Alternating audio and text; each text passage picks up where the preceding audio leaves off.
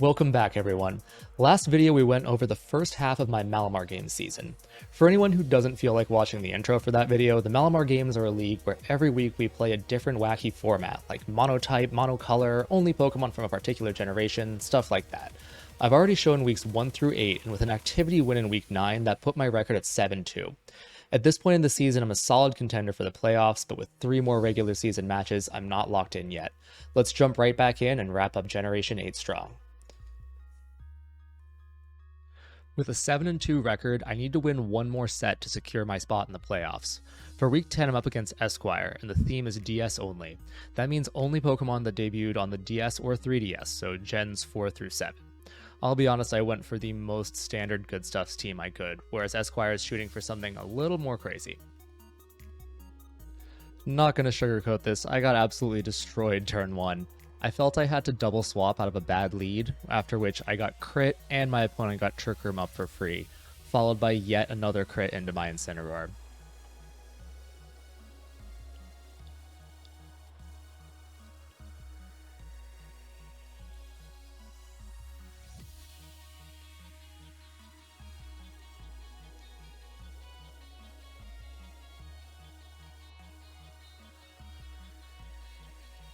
After that, there was really no coming back.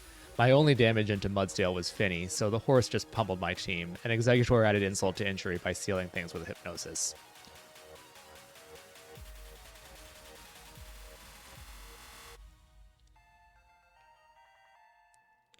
For Game 2, I realized that my best lead was Incineroar and Thundurus, since that would give me access to Taunt for their Trick Room, and Thundurus would handle Braviary even if I gave it a Defiant boost.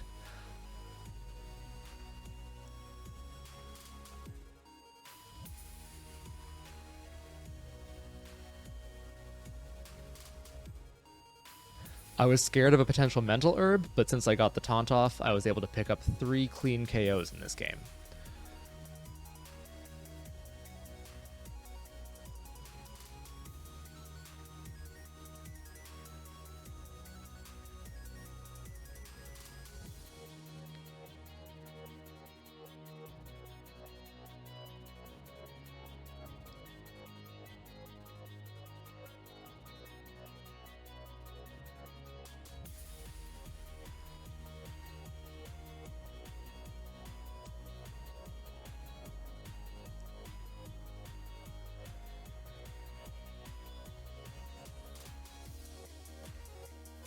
All this allowed me to work towards a 3v1 endgame against Mudsdale, where my Finny was able to finish it off.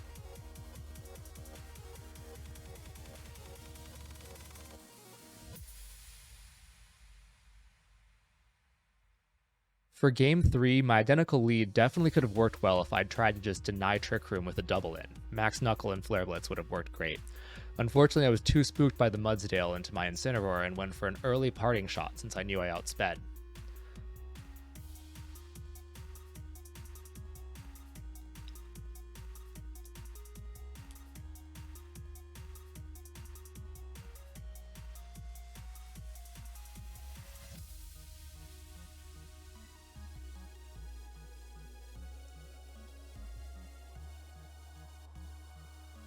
This was all well and good, but the drop into Mudsdale still wasn't really enough to stop its damage output, and allowing my opponent to get Trick Room up for free was just not the play.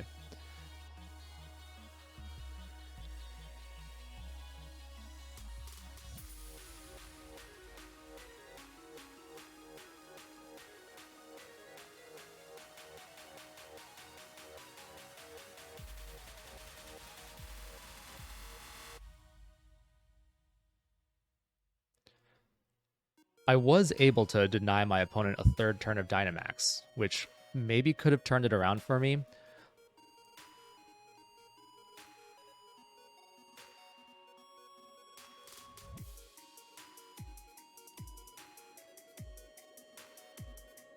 But they made a fantastic read into my Thundy switch to Incin to pick up a free KO. Ultimately, there was nothing I could do to stop Body Press Bronzong from running away with the game after all the Quake, Steel Spike, and Iron Defense boosts it picked up. Great set to Esquire that puts us at 7-3 for the season. After that loss, I need to win one of my last 2 matches of the season to guarantee my spot in the playoffs. In week 11, I was up against Tanner, and the theme was Monotype. I chose Water because it's such a great defensive typing whose weaknesses can be covered by secondary types, and my opponent went with Flying. Definitely a scary squad, but I'm feeling confident in my team. Rain, Surf, and Storm Drain shenanigans, Perish Song, Scarfish's Rend, I've got a lot of options going into this set. I started off game 1 passively by preserving my max and setting Tailwind. My opponent does pick up a quick KO on Pelipper, but that's where the fun begins for me since I get a free switch in afterwards.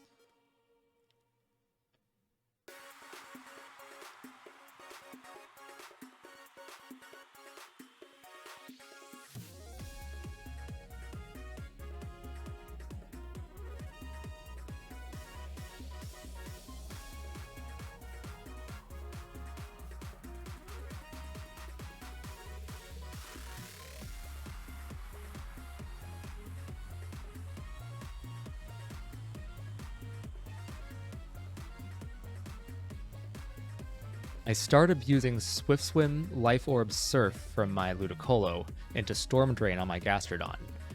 All of this is in the rain, so that boosts the power even further, plus we get fast yawns, thanks to the Tailwind.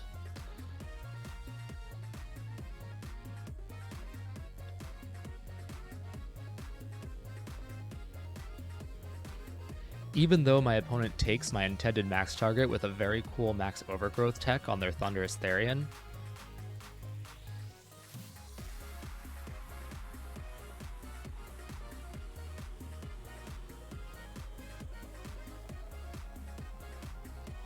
Ludicolo and Dracovish and Rain are just way too much for them to handle in this first game.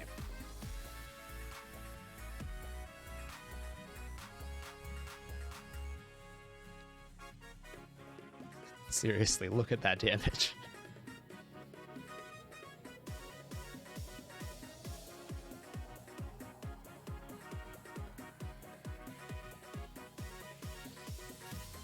Dracovish was even better in game 2 since it got to just come out of the gate swinging as Pelipper got Tailwind up the same turn.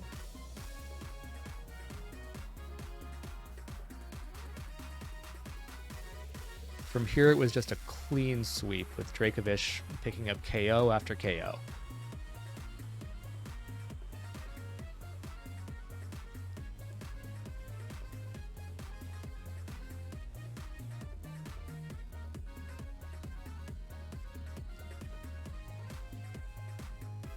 And even though my opponent managed to reset the weather on me, Ludicolo and its Max Geyser put things right again.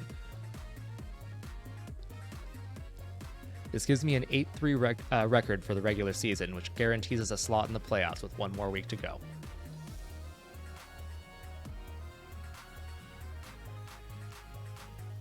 My opponent for week 12 decided to forfeit since the playoff spots were determined already, so we're jumping straight into the top 8. Playoffs are all single elimination, so my record doesn't really matter anymore. The brackets weren't kind to Tanner and I, and we ended up playing each other again right away in the round of 8 here. This week's theme was Holiday Buddies. Basically, there's a central list of Pokemon we were given that fit a holiday theme, like Valentine's Day for Hatterene or Thanksgiving for Rotom Heat. It's an oven. I'm going with a fairly similar Trick Room team to the Berry Bash week from last video, but I'm careful to bring a Sun counter just in case, because Venusaur is somehow considered a Christmas Pokemon. I led with Leopard Hatterene in game 1 and tried to be greedy by going for a Fake Tears / Gmax Smite on the first turn for a cheeky KO before I can go for my standard Max Guard Copycat tech to get Trick Room up on the second.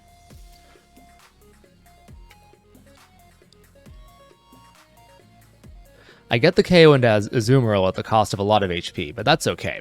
What isn't okay is this Rillaboom coming out the next turn, clicking Fake Out so Charizard could break through its confusion from my last turn and deny my Trick Room. Rotom did do well in the endgame to almost pull it back, but it just wasn't enough to overcome my opponent's numbers advantage, and I dropped game 1.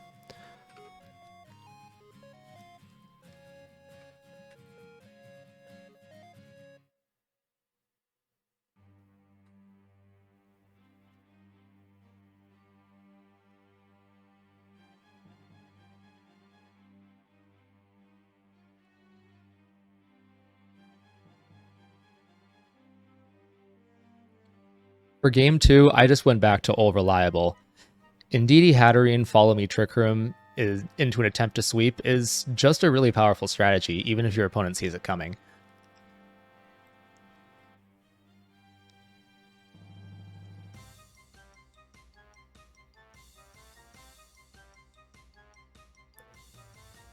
This time the sweeper of choice was Stack Attacka, and with its 17 defense IVs combined with a lonely nature, it was able to stack up attack and defense boosts with Steel Spike KOs to force a quick forfeit for my opponent and put us into game 3.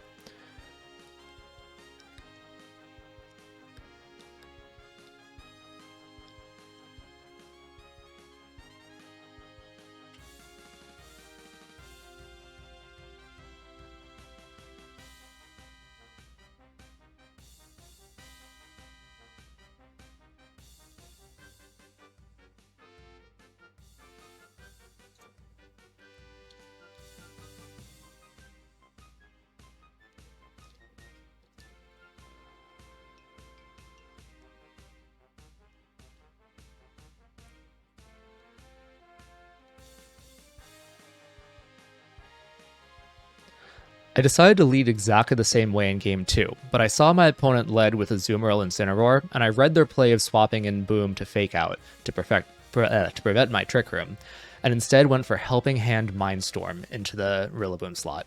This was a great start as I reset my opponent's terrain and took a quick KO. But the problem is that Trick Room wasn't up, and so they were able to stack up Quake Boots with their Dynamax Mamoswine. Luckily for me, I got a very lucky critical hit. I think I still could have pulled it out even without it, but it would have been a lot closer than it was. Still, that's a W though, so we'll take it. On to the round of 4.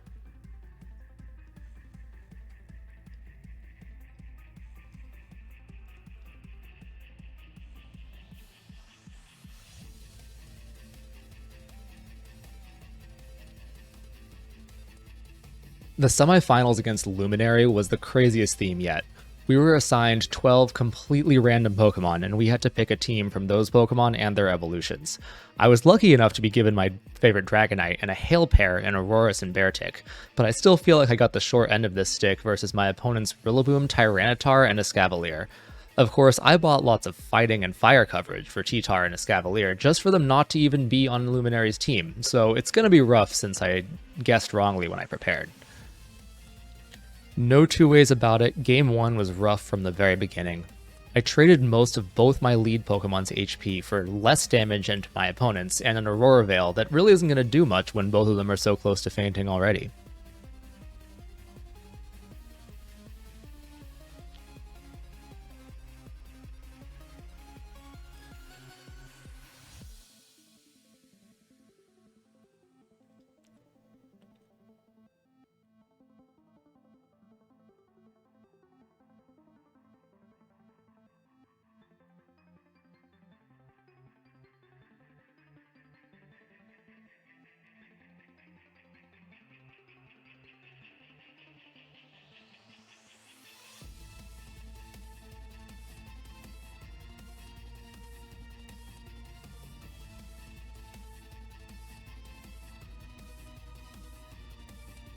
Their Rillaboom also had a very clutch item choice in Koba Berry, which prevented my Dragonite from picking up an Oko with dual Wing Beat.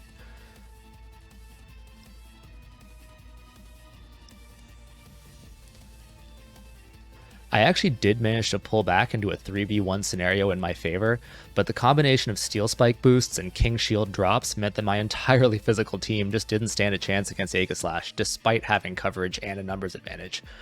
Weakness policy made it even more hopeless as I just fished for crits until my inevitable forfeit.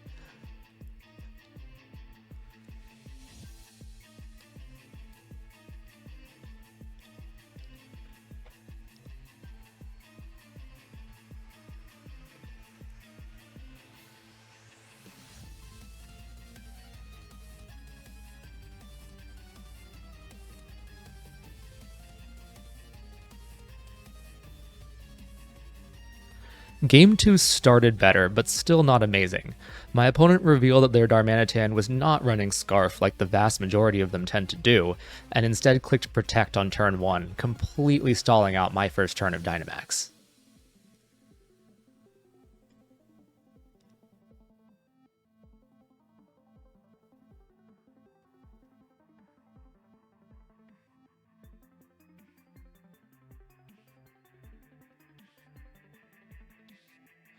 Dragonite did manage to rack up some good damage in its last 2 turns of Dynamax, but I still had the same problem of my opponent's Aegislash Dynamaxing after mine was done.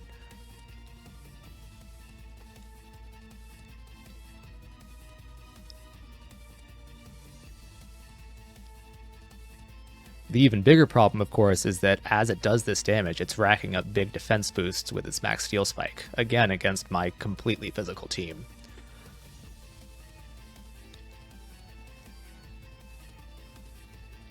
The RNG gods managed to smile on me this time though, because after hanging on with its Focus Sash, my Aurorus got the most clutch Blizzard Freeze imaginable.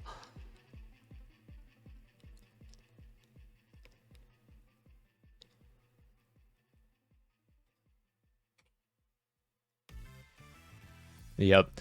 Honestly, I should have been out of the tournament here 0-2 in the round of 4, but as always, we take those.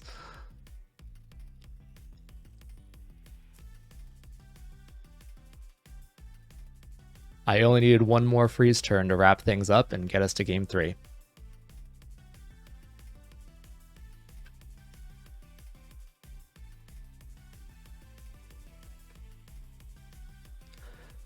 I decided I didn't want to make the same mistake as the last 2 games where I burned my Dynamax too early to deal with Aegislash, so I led with my Choice Band Barraskewda to try to inflict some damage without Dynamax. This went perfectly as Barraskewda took a quick Oko and damaged Aegislash too badly for it to be a viable max target. Plus my Jellicent got a nice burn onto their Corviknight.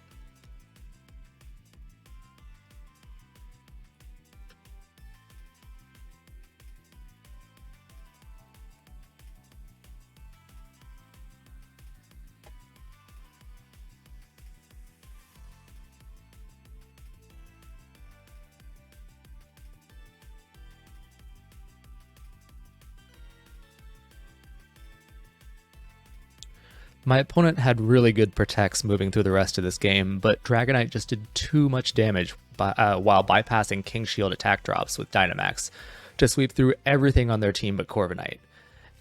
Meanwhile, Jellicent was effectively immortal with its Strength Sap move into Corviknight, which has Mirror Armor, so its attack would never drop and I'd continue to convert HP at the max rate.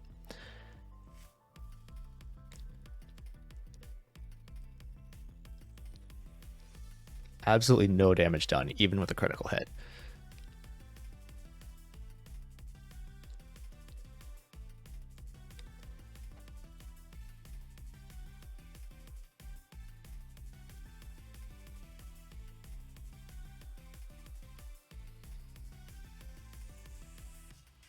I was at a 3v1 situation, but Corviknight's Iron Defense Body Press and Roost set actually brought things to a timeout.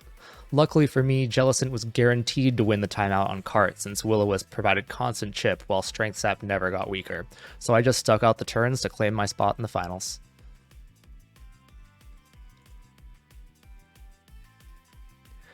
In the finals, I was up against Purplepiglis yet again, the player who quickly 2-0'd me in round 2 of the regular season. The theme was that we were given 3 random Series 12 teams from the VGC paste spreadsheet. A quick shout out to Evan and his incredible work there. And we had to use one of them with no modifications. I drew a Misty Explosion Azumarill plus Receiver Passimian gimmick team, a very early meta Kalia Ice Kyogre team, and the one you see here. There was really no choice for me there. My opponent had a Dialga bulky offense squad, a full meta Lunadon team, and this full meta Yveldon team. My team choice was obvious, so I guess my opponent chose Yveltal over Lunala to have a better matchup into my Yveltal. Game 1 probably couldn't have gone any better for me than it did. My Dynamax Landorus picked up KOs, boosts, and solid chip, while my Snorlax threw out yawns to completely debilitate their team.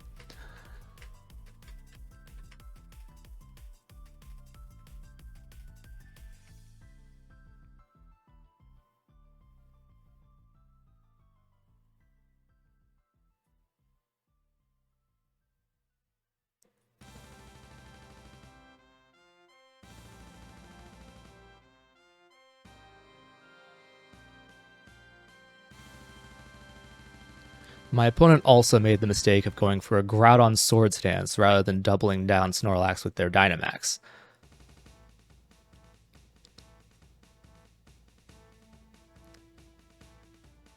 This allowed me to continue to get yawns off and for my Yveltal to pick up an Oko with foul play. Zacian cleaned up and we were into game 2.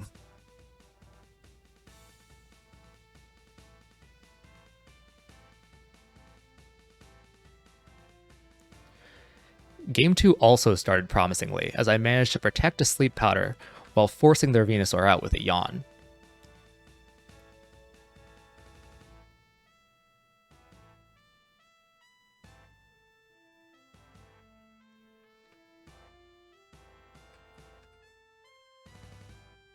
I then predicted a Max Quake into my Snorlax slot with an Yveltal switch in to waste their first Dynamax turn entirely, while heavily chipping their Incineroar switch in.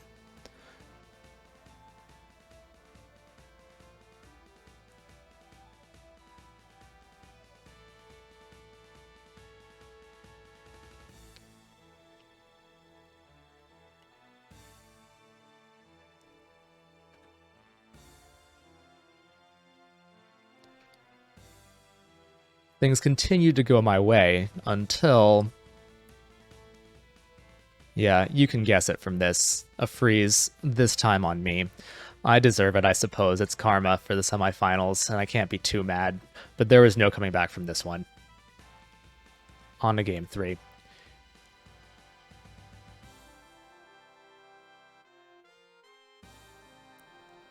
I managed to start game 3 off fairly strong with a Zacian switch to take an Ice Beam meant for my Landorus, and a yawn into their Venusaur right as it switched in.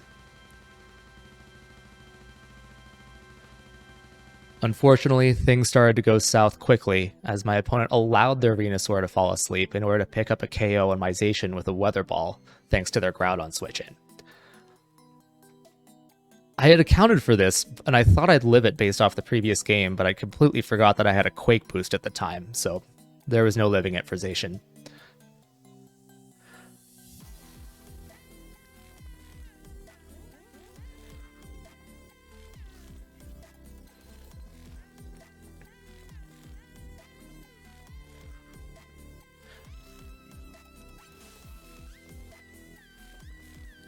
They also had a fantastic Regieleki max, which allowed them to prevent further yawns from my Snorlax.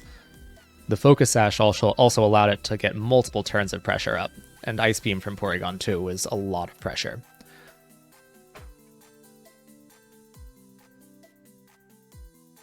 Sucker Punch from Yveltal allowed me to get into a 2v1 situation against their Porygon 2, but I'd taken too much damage at this point, and Porygon 2's recovery would ultimately overwhelm me, as I desperately tried for crits at Rock Slide finishes. Purple played me this game. Great set, and congrats to them for winning the first Malamar Games. I'll take second, and it was a great way to close out Generation 8. I'm hanging up the sticks for Sword and Shield, but please stay tuned as I make Scarlet and Violet content in the future.